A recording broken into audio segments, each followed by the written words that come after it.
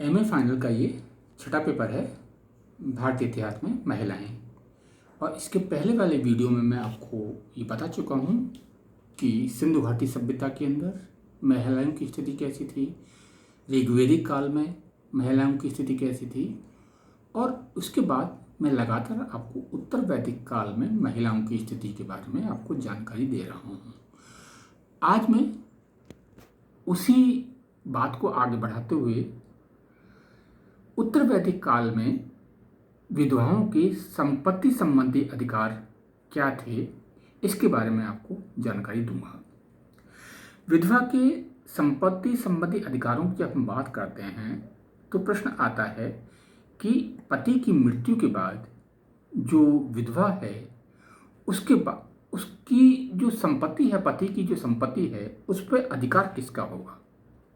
निश्चित रूप से एक परंपरा थी कि पति की मृत्यु के बाद पुत्र उसकी संपत्ति के प्राकृतिक अधिकारी होते थे, परंतु बहुत सी स्थिति ऐसी आती थी, पति की मृत्यु के बाद कोई संतान नहीं होती थी और संतानहीन स्थिति के अंदर जो विधवा है, जो पति की संपत्ति जो मौजूद है, उसका क्या होगा, उस पर किसका अधिकार होगा।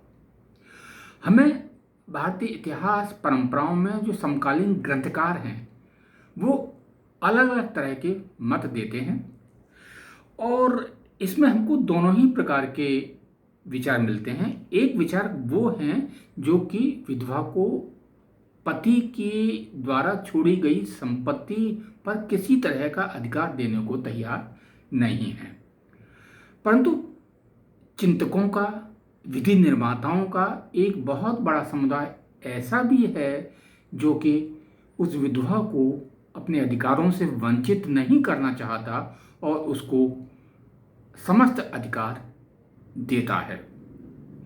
अब मैं सबसे पहले उन चिंतकों की बात मैं आपको बताऊंगा जो कि विधवा को अधिकार नहीं देते। उसमें सबसे पहला नाम आता है आपस्तंभ का, जो कि विधवा को अधिकार नहीं देते। वो नहीं मानते कि पति की मृत्यु के बाद संपत्ति पर विधवा का किसी भी तरह का अधिकार होना चाहिए। उनका ये मत है कि पति की मृत्यु के बाद अगर पुत्र नहीं है, पुत्र के अभाव में वो संपत्ति उस परिवार का जो सपिंड है उसको मिलनी चाहिए। अगर सपिंड भी नहीं है तो उस पति का जो आचार्य है या गुरु है उसको संपत्ति मिलनी चाहिए, और दोनों ही नहीं है तो अंतेवासी को वो संपत्ति हस्तगत होनी चाहिए, ट्रांसफर होनी चाहिए, परंतु वो किसी भी स्थिति में पति की विधवा को पति की संपत्ति का उत्तराधिकारी मानने के लिए तैयार नहीं है। दूसरे ऐसे ही चिंतक हैं नारद और कात्यायन। थोड़े से उदार हैं, आपस्तंभ की तरह एकदम कठोर नहीं हो रहे। वो कुछ अधिकार स्त्री को दे रहे हैं, पूर्ण अधिकार तो वो भी नहीं दे रहे। वो कहते हैं कि संतानहीन जो स्त्री है, संतानहीन जो विधवा है, उसको उसकी संपत्ति को राज्य हस्तगत कर ले, यानी कि राज्य के पास उसकी संपत्ति चली जाए और राज्य उस विधवा की सहायता करे। दूसरे शब्दों में कहें कि नारद और कात्यायन स्त्री को, विधवा स्त्री को राज्य के माध्यम से संपत्ति का अधिकार देने की बात करते हैं, परंतु वो कहना चाहिए कि स्वाभाविक रूप से जो संपत्ति ट्रांसफर होती थी उसको वो हस्तांतरित नहीं करना चाहते। वो ये मानते हैं कि उस संपत्ति को राज्य ले ले और राज्य चाहे तो उस विधवा को वो संपत्ति ट्रांसफर कर दे। परंतु बहुत से ऐसे चिंतक भी हैं जो कि उस विधवा को संपत्ति संबंधी अधिकार देते हैं। उसमें सबसे पहला नाम आता है व्यास का।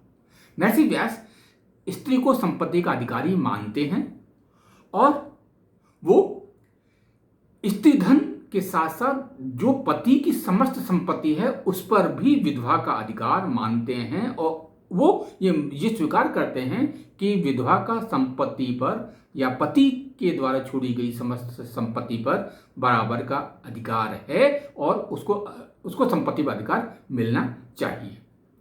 और इसी मत का, व्यास के मत का समर्थन कर रहे हैं याज्ञवल्क्य, तत्कालीन समाज के बहुत महत्वपूर्ण चिंतक हैं।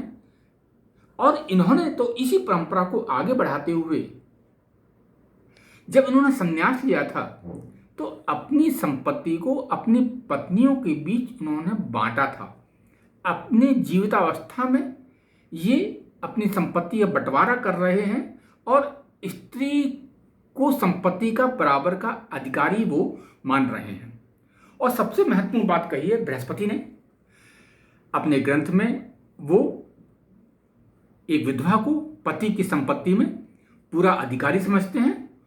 उनके अनुसार पति पत्नी जो संपत्ति है उसके संयुक्त स्वामी हैं, दोनों एक ही व्यक्ति हैं। पति पत्नी अलग यूनिट नहीं है, अलग भाग नहीं है, दोनों एक ही हैं।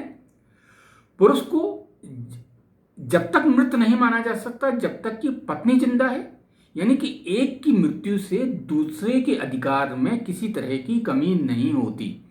एक की मृत्यु से दूसरे के अधिकारों को रोका नहीं जा सकता। एक बहुत महत्वपूर्ण अधिकार बृहस्पति स्त्री को प्रदान करते हैं, विधवा को प्रदान करते हैं। जब दोनों ही जिंदा नहीं रहेंगे तब संपत्ति किसी को भी दी जाए, इस पे ऑब्जेक्शन, इस पे आपत्ति बृहस्पति को नहीं है। परंतु अगर पति की मृत्यु हो गई है तो आप ये नहीं कह सकते कि पत्नी के समस्त अधिकार उस संपत्ति से खत्म हो गए। बृहस्पति पत्नी को बराबर का हकदार मानते हैं, पति पत्नी को अलग अलग वो नहीं मानते, एक ही वो मानते हैं और इसीलिए वो उसको बराबर का अधिकार देते हैं। विष्णु स्मृति पुत्र के अभाव में मृत व्यक्ति की संपत्ति उसकी विधवा को देने की बात करते हैं। यानी कि जो मैं आपको बात बता रहा हूँ, व्यास हैं, याज्ञवल्क्य हैं, बृहस्पति हैं, विष्णु स्मृति हैं, सारे के सारे ऐसे ग्रंथकार हैं जो कि इस बात का समर्थन करते हैं कि पति की मृत्यु के बाद स्त्री का उसकी संपत्ति पर बराबर का अधिकार है।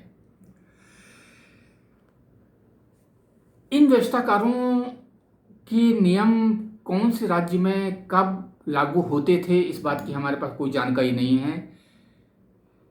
हम ये नहीं कह सकते कि किस राज्य में इस तरह की परंपराएं थीं।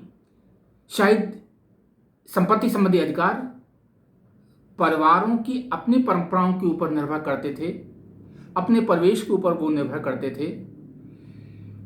ये शायद पूरे समाज में एक जैसे भी नहीं थे, परंतु ईस्वी पूर्व से पहले और ईस्वी सन के बाद की परंपरा में थोड़ा सा अंतर आया होगा, क्योंकि इस जो ईस्वी सन है उसके प्रारंभ होने पर हम देखते हैं कि विधवा विवाह को कुछ प्रतिबंधित किया गया था, नियोग प्रथा के ऊपर भी प्रतिबंध लगाया गया था, या वो अपने आप कम होती चली गई थी या फिर उनको अच्छा नहीं माना जाता था।